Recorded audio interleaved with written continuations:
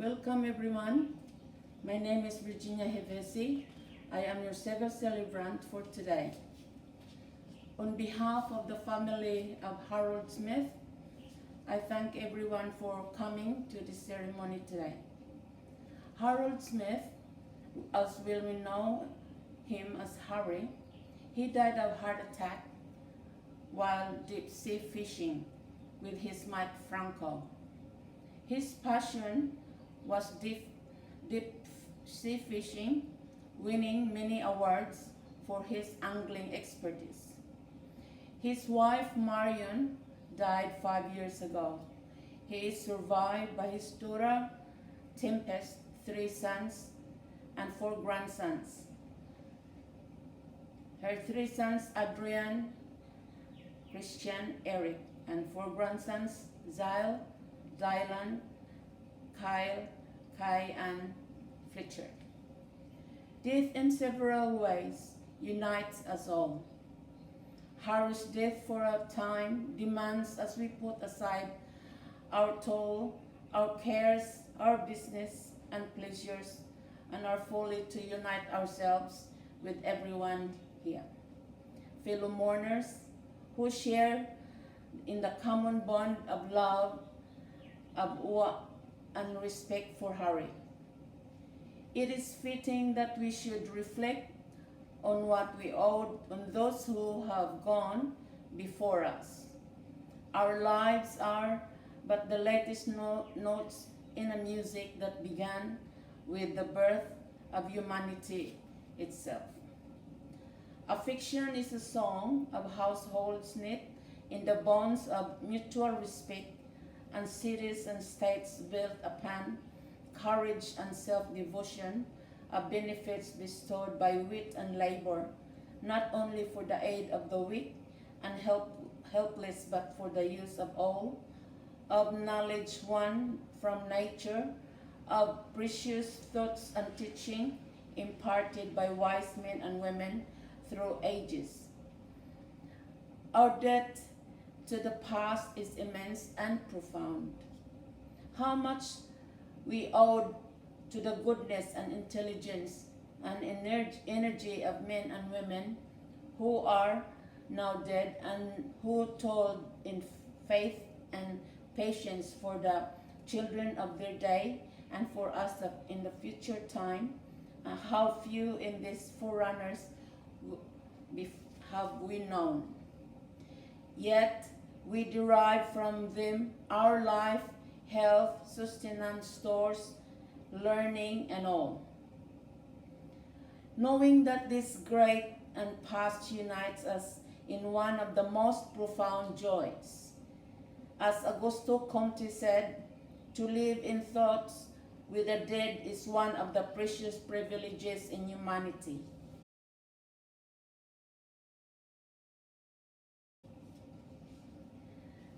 Harry was born in Truro, Cornwall, England in 1907. He did limited schooling, which was typical for boys at that time. At age 20, he came to this country in the steps of his brother, Mark. The whole family planned to migrate to Australia, but came the Great Depression. During these challenging years, Harry worked as a carpenter to help his father. During the early years of the Second World War, he met Marion. In 1942, they married and beginning of a long and happy relationship. In the years following, they were raising their daughter Tempest and 3 sons, Adrian, Christian, and Eric. Eventually, they settled in South Yarra. Harry worked on boilers in the city. Their children remember their parents as dedicated to their welfare and their education. Harry, supported entirely by Marion and sons. He suffered from an undiagnosed illness during the last 2.5 years. he gradually lost weight and became worse.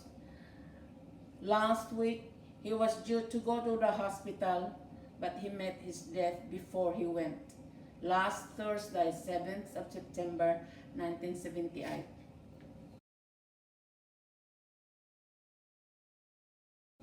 Harry was a happy person, not given to moods or temper.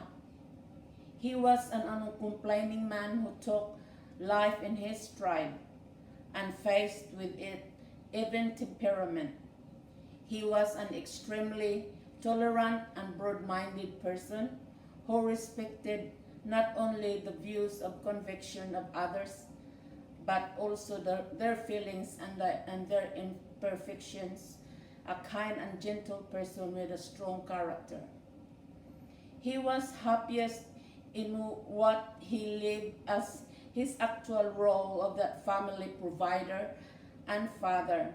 He was hospitable to all of his element when providing his visitors with beer and nibbles, enjoying their comfort. He was superb cook. Not only his family benefited from this, but also his friends on the borders whom he looked after in the recent years. Harry was an extrovert who was interested much more in people than in things. When he traveled, he likes traveling. He would initiate a conversation with anyone in a friendly, pleasant, genuinely interested way. He considered himself a citizen of the world, believed in a world of community of all men and rejected discrimination and prejudice in all its forms. He was a loving grandfather, delighted in the company of his 4 grandsons, Zyle, Dylan, Kyle, and Fletcher. I could put some other things on the record about Harry. He was a Labour supporter, an admirer of Jim Keynes. He enjoyed light music and musical comedy. He liked working in his garden and in his house in Hampton and got on well with his neighbors. He was known as Mr. H to nearly everyone. He thought of events and sent gifts and cards of members of his family without fail. He enjoyed TV, his courses of the Council of Adult Education, and his membership in the War Widows Association. The best comments I have heard about Harry, the most that stand out to his unselfishness. He did not live for himself but for others. He did not buy for himself but for others.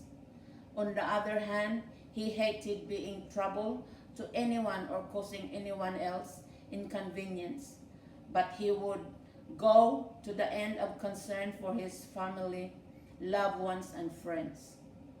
As I thought about Harry, I had a feeling that I could say without exaggeration that here was a man who was leaving contribution to people in his world and their benefits.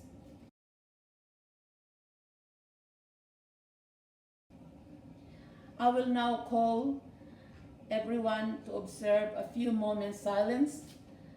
Those of you who are believers who may care to take this time to pray.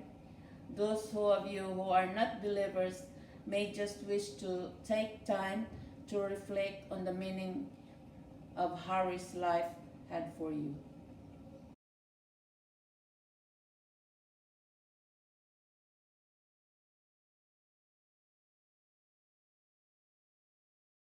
Now, we all extend our deepest sympathy to the immediate family, Tempest, Adrian, Christian, Eric, and their families.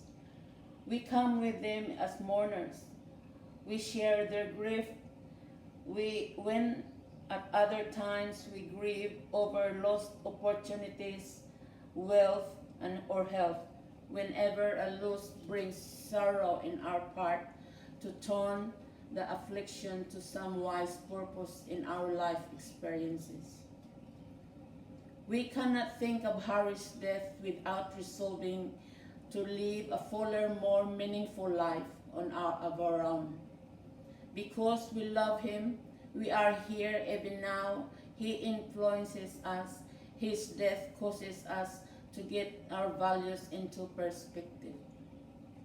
While we sincerely grieve today because we are parting with someone, we have known and loved the fact that we do not mourn alone. At this very moment, thousands of others are mourning the loss of their loved ones. Many of these have not died in peace at the end of an entire and useful life as Harry was. Many have seen their loved ones from them by the awful demands of man's inhumanity to man. Bearing in mind the sorrow that others are experiencing today, we come to realize that we are living in the largest world that our own, and the best way to face the unavoidable fact of death and parting is to take upon our shoulders and trouble of others, to go on working that may help to remove the existing cause of injustice and preventable sorrow in this world. While the body of Harry will leave us now, we keep alive in our hearts the joyful memories of dear husband, father, son, brother, and mate. Please stand as I say the words of committal. We don't know why he left so early. We thought he should have been here for longer. Harry's life goes on, and his legacy in the face of his children and grandchildren. This time of the physical parting will be the most challenging time of all. Now we say goodbye to Harry. Do not feel the grief of his death, but also gratitude for his life and unique privileges of sharing with him. Lovingly and tenderly, we return his body to the elements from which it came. We are glad that Harry lived. We are blessed that we saw his face and felt the pressure of his hand. We cherish the memory of family life, his place in history. We cherish his friendship and most of all, his love. As the music plays, please feel free to come forward and place the flower and say goodbye, final goodbye.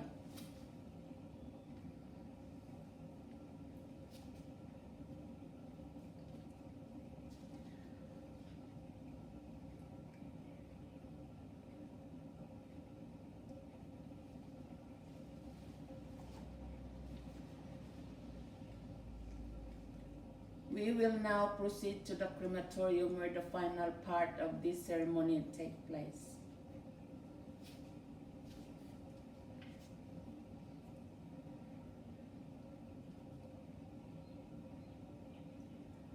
Daughter Tempest will gonna say a poem for her father.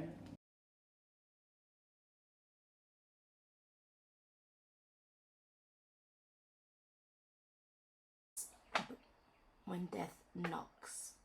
On the day when death will knock at thy door, what wilt thou offer to him? I will set before my guest a full vessel of my life. I will never let him go with empty hands.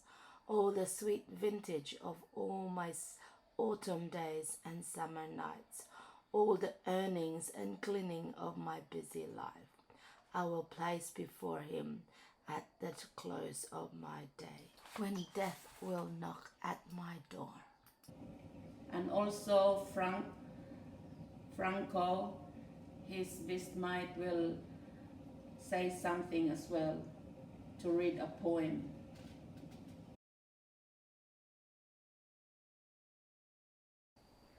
Departed comrade, thou redeemed from pain, shall sleep the sleep the kings desire in vain. Not thine the sense of loss, but too for us the void that shall never be filled again. Not thine, but ours the grief. All pain is fled from thee, and we are weeping in thy stead. Tears from the mourners who are left behind, peace everlasting for the quiet dead.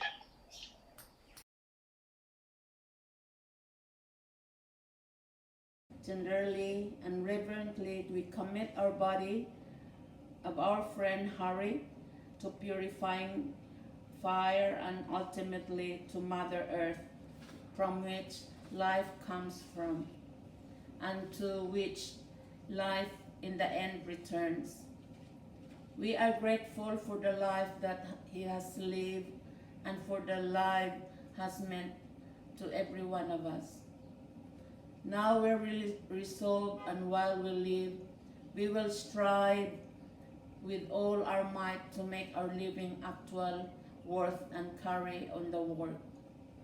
So, in the consciousness of work well done, and a life will live, death, in the most profound sense. We can have no sting.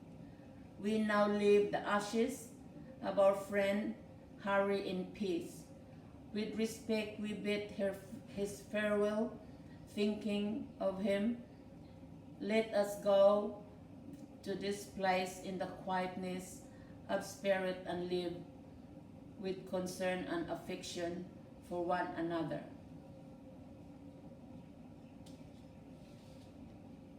Now the music affection will be played. Thank you.